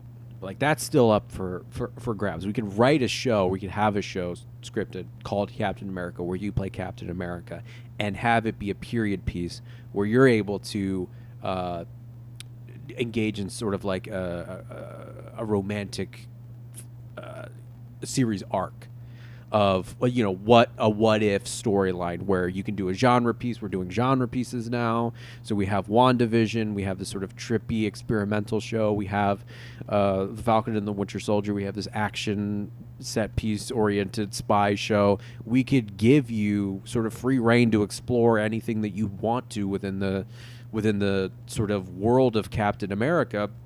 It doesn't necessarily have to be rooted in superheroism, which I'm assuming is why he left, because it's like, I've been doing this for fucking 15 years. Mm-hmm. I wouldn't balk at seeing him do some fucking 1950s shit with Peggy Carter. With Haley Atwell, yeah. I mean, like, they're great together on screen. She's wonderful. Any excuse to get them back would be fantastic. But I think that what's more likely is to, like, hey, you know, we're trying to bring back fucking Alfred Molina and, you know, Andrew Garfield and everybody else from the other worlds. We want to do like a multiverse thing. We want to see you as like Hydra, you know, Captain Hydra, or Captain America in some other, you know, what if you hadn't been frozen in the ice in the first place, alternate world thing as a brief cameo in some kind of Doctor Strange bullshit. And so you can suit up briefly. You don't have to like continue this character and continue the stress of it, but you can do like little guest spots. Yeah, I just think it doesn't appeal to somebody who had threatened to quit like 7 times because he didn't want to do the superhero shit anymore. I feel like if they get him back in the fold, he's gonna want to have creative control. Or I don't know. You're right. Maybe. It's like, it depends how much money you like offer him for 15 minutes of work. You know? That's very true. They could be like, name your price to put on this Hydra shit. Right, exactly. And he's like, okay, I'll use it to find out something I actually want to be in. Well, you know, more power to him. I'm sure Robert Downey Jr. does a couple more Doolittle-esque movies, and he's right back in there as Tony Stark. Because he's building he's got the Footprint Coalition. He's trying to do like a fancy venture capitalist investment firm to save the planet, or green energy shit, but it's still a venture capitalist firm. Like, he's trying all sorts of things in his real life, and I guarantee, like, give him 2 more years and he's gonna want to do voice work for Ironheart or whatever. Yeah, he has. I mean, he's definitely reached that point of having so much money you never need to work again. So maybe he doesn't come back, but I do think that he's an artist guy. Like, he's driven by doing this type of stuff, and I don't know. I want RDJ to get back into, you know, romantic comedies. I want him to get back into dramas. I want him to get back into movies. And stop with this Dr. Dolittle Sherlock Holmes shit. Like, get back into doing fucking movies. Get your Oscar. You still haven't gotten that yet. Oh, we didn't talk about the fucking Oscars. Ugh. All right, let's spend a very brief amount of time on this. Yeah, what did you want to say about him? Just a debacle from head to toe. It got... But here's just the one sort of observation that I did have, is that there was this meme going around about Oscar ratings dropping for the last 20 years or so. And there was a very precipitous drop this year. I think it was like half. So 9.8 million people tuned in to watch the Oscars, and it's a really popular show. Usually it's like 20 to 25 million people watch the Oscars, and I do think that one of the major reasons that it dropped in viewership so much is because there were no movies. Like, people didn't watch movies in 2020, and so the movies that were nominated didn't have like what you would expect from a typical year of movies. I mean, you had The Father, you had Anthony Hopkins and Olivia Colman, you had Judas and the Black Messiah, Daniel Kaluuya and fucking Lakeith Stanfield. You had Frances McDormand and a bunch of just regular people in this like hyper realistic Nomadland film, which won Best Picture. You had in Minari, you had Stephen Yeun and a bunch of unknown, at least to American audiences, actors in the film. And so the Oscars didn't really have that thing that they usually have, which is like not Tom Cruise. Tom Cruise is never nominated, but it's like Brad Pitt is up for an Oscar, or like George Clooney is up for an Oscar, or Leonardo DiCaprio is up for an Oscar. Martin Scorsese put out a movie. It's like all of those types of people are holding on to their films until the world opens back up again. And so definitely, I think the only one I saw was actually the Octopus documentary. Yeah, which is on brand. Which won. Yeah, right. Yeah, of course, that's the movie I watched. But it won. It won for Best Documentary, and it was fine. The main guy doing it is clearly a sociopath who like needed an octopus to teach him how to have real human emotions, which is weird, but very cool photography of octopuses. But That's yeah, great. like the what I had heard was, because they were facing these failing ratings, and because it was all about Chadwick Boseman trying to squeeze juice out of Chadwick Boseman's death, they moved the Best Actor to the end instead of the Best Picture. They did, hoping to get people to tune in, and then of course Chadwick Boseman didn't win. And Anthony Hopkins, who was not allowed to zoom in because they forced people to either be in person or not come at all. And he just lost his father, and so he was in Wales asleep when he won because they were being assholes to him about not letting him attend virtually. And so like the whole thing's a shit show. I mean, it was a debacle. Yeah, they did push. They awarded Best Picture, then they awarded Best Actress, then they awarded Best Actor because they thought that they would end on a moment where Chadwick Boseman would be honored. But the Academy didn't vote that way. But the other weird thing about it was that Renee Zellweger, who won Best Actress last time, came to present Best Actress. And it's weird because it's usually the person who wins Best Actor comes to present Best Actress, and then the Best Actress presents Best Actor. So Renee Zellweger comes out and says very like heartfelt, nice things about each of the nominees and the performances for Best Actor or for Best Actress. And then Frances McDormand wins, and she goes up. She gives a very tiny speech. She's overwinning the awards at this point. Fair. Then Joaquin Phoenix comes out, and I don't know if this is scripted or not, but after hearing this very touching tribute to all of the nominees in the Best Actress category, he comes out and he says, I was told and that I should come out and say something nice about each of the nominees, but because of the pressing weight of that task, I've decided not to. And your winner is. And you're like, what? Oh, he just didn't say anything? He didn't say anything. He didn't say anything about any of them. And He's such a weirdo. Yeah, I have no idea whether that was like, go out there and just sort of refuse to do it because of how, and then that'll give it weight. It's so hard that you can't even say it. You can't verbalize it. Yeah, or did they give him something to say? Yeah, right. Or did they give him something to say and he just chose not to? Which one was it? I think it was the second one because it was so incongruous with what had just happened. That's so weird. It seemed like they were setting it up so Renee Zellweger come out, talk about your peers in a very nice and heartfelt way, and then we'll have Joaquin. I don't know how they thought this would work. Then we'll have Joaquin right, like you can't Phoenix. Trust this. Yeah, you can't trust this man to do anything. Give the fucking Joker the main stage here. Don't do that. Yeah, he came out and he was a real Joker of himself.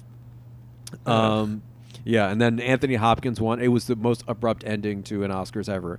Anthony Hopkins won. He's not here to accept his Oscar. Good night. That was it. Joaquin closed the show. That's wild. Yeah, it was bad. So that'll do it for this episode of Is This Just Bad? Follow us on Twitter and Instagram at Is This Just Bad? Email us at isthisjustbad@gmail.com. Follow the Cosmologist on Instagram at Sergeant Bucky Bear. That's SGT Bucky Bear. And follow Maul on Instagram at Mad Maul Cosplay. And you all are doing photo shoots soon, right? Yeah. There's going to be stuff the up world's there. back in. Yep, world's opening back up. I think my next, thinking about a John Constantine cosplay I'm very excited about. That is awesome. Yeah, so definitely check out those Instagram handles to see that when they are Coming available. soon. We'll see you on the next one. Bye. Is this just bad? Bad? It's like when pirates board your brain, robbing knowledge, no joking. Opening your mind with a crowbar till you're woken, hitting Hydra, hailing hairs, have a time for hella reasons. We're more than winter soldiers with the men for all seasons. Listen closely while we share our expertise in cosplay comics culture. Damn, it's free tuition to the multiversity. Mouse and Psycho teaching perfect balance when we snap infinite gems into your ears. Dust our shoulders when we speak. Purple man persuasive beat. Or Randy Savage rattles with immortal technique.